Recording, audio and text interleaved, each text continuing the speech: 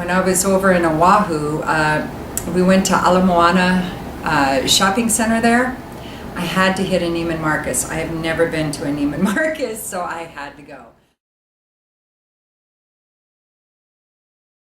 And where I'm from, Macy's and Nordstrom's is the best that you get. So if I have access to intense and expensive and exclusive sniffage, I'm there. And I was. And I did. And I came, I saw, and I bought. It's me again, Moody Boo. And I'm back as promised with a review of the perfume that my honey went and bought for me at the Neiman Marcus at Ala Moana Shopping Center on Oahu in Honolulu. And this is going to be about Atelier Cologne's Blanche Immortelle. Now looking at, and let me give you a little better of that. I'm sitting too far away for you to get a close-up, but I did notice that on Fragrantica a lot of people did not like this perfume, and I'm stunned. I am stunned. I'm going to spray a little more on here because I find it incredibly gorgeous. How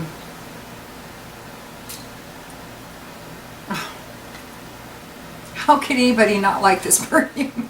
I don't get it. Anyway, that's why it's so interesting in perfumes. Everybody has a different mind and a different nose and different life experiences, so they're going to interpret scents very differently. Anyway, this was launched this year, and it's considered an oriental floral. It says it's for women, but it's as much for as a unisex perfume as New Harlem is. There's, to me, a little bit of similarities. Not a lot, just a little bit. This may be a touch more feminine than New Harlem, which, by the by, I gave my huge bottle of New Harlem to my husband, and he's been wearing it. Wow, that smells really good on him. I don't think it ever smelled that good on me.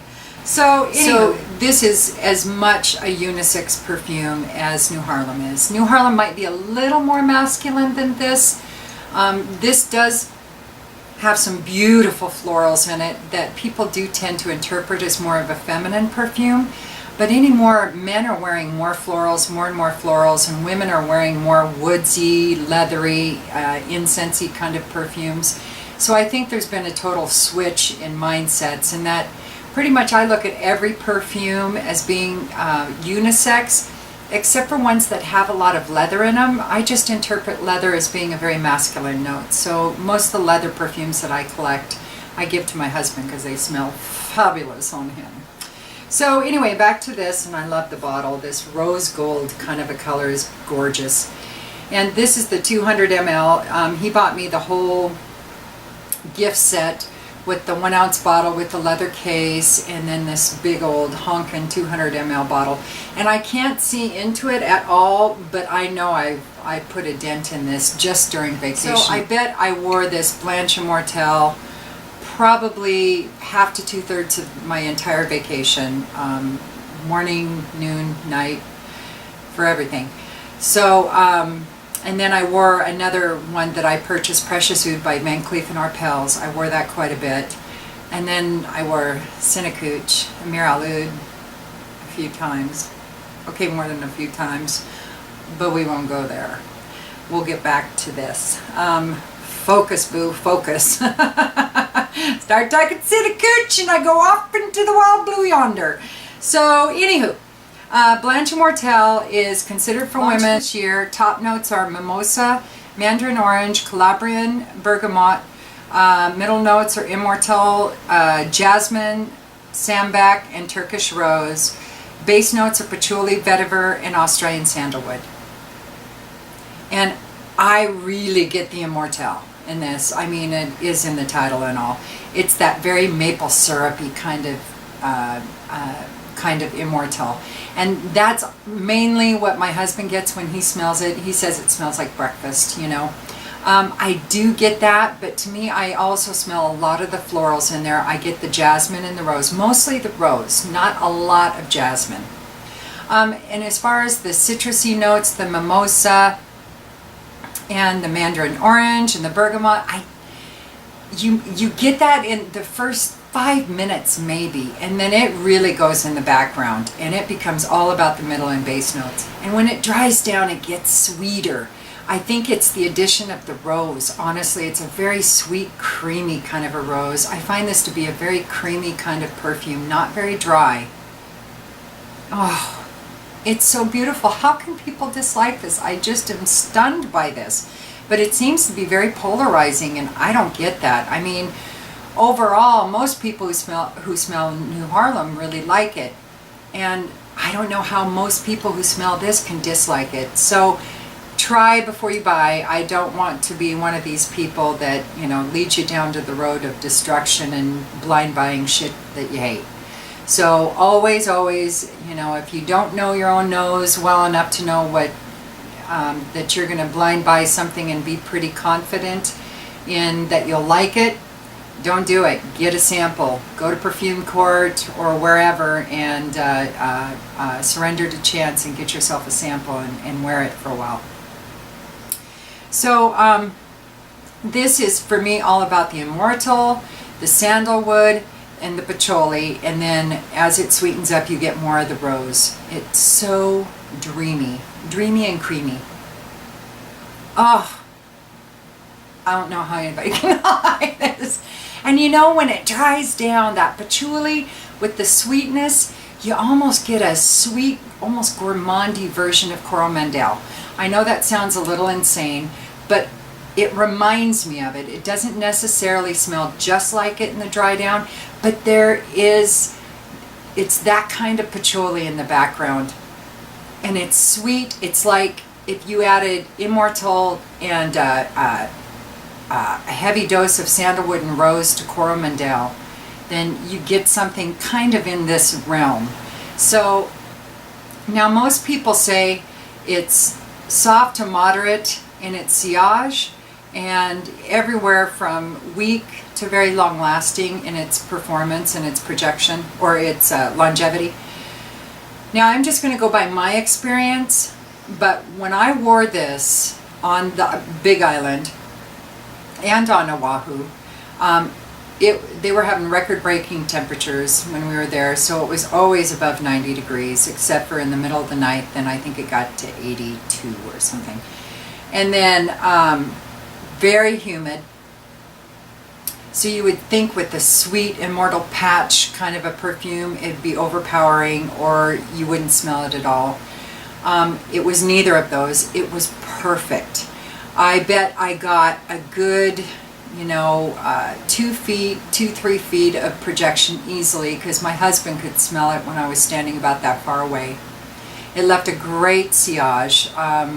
You could smell it as I walked by very easily, according to my husband. So I don't know who put weak down as it, but I did not have that same experience. I sprayed this on in the morning. Then a couple hours later, I was in a cage surrounded by sharks. We did a shark dive, and I was in there for a good 30 minutes.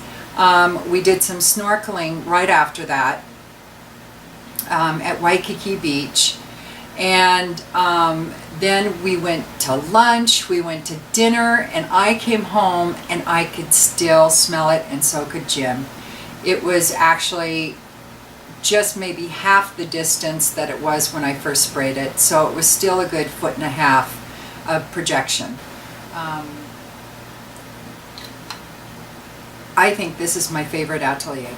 And I have had the Venetian Sensei, Amber New, I think the Rose one, was it Anonyme? I don't know what you said. The Vetiver one, was it Vetiver Fatale?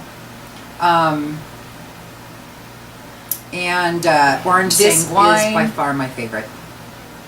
Hands down my favorite. I tried the other brand new one out of the Metal series and I liked it, but you know, for the gift package, Neiman Marcus only had gift packages. They didn't have the separate bottles of these yet, and so they were running about $330 for the, you know, you do get a lifetime supply, but still it was pretty expensive when you buy it in the gift basket. So anyway, try before you buy. Fabulous stuff. I think it's very on the verge of gourmand. It's like a Goriental, a Flormand. I love, this is a desert island perfume, hands down, easy. So anyway, that is Blanche Immortelle in the gorgeous rose gold colored bottle from the Metal series of Atelier Cologne. Get your nose on it, and if you want to come back and report back to me, I would love to hear what you think about it. Even if you hate it, I'd love to know why.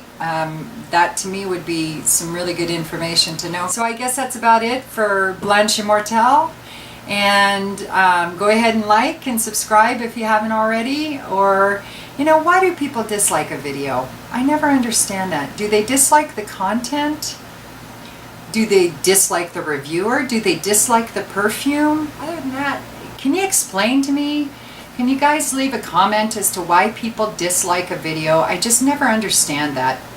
And it always makes me wonder, well, is it something I said? Is it something I did? Is it the way I looked? Was it what I was reviewing?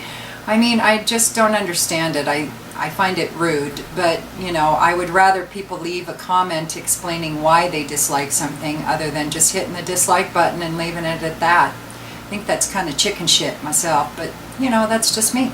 So if you want to explain it to me, please do. I would love to hear. Anyway, otherwise, if you try Blanche Immortelle, I'd love to hear that too. So I guess that's about it. I'm just kind of rambling on now, and I'll talk to you soon. All right, peace. Hey everybody, it's me again, Moody Boo, and I'm here in the great state of Hawaii. What perfume am I reviewing? Oh yeah, Hurdy Girl.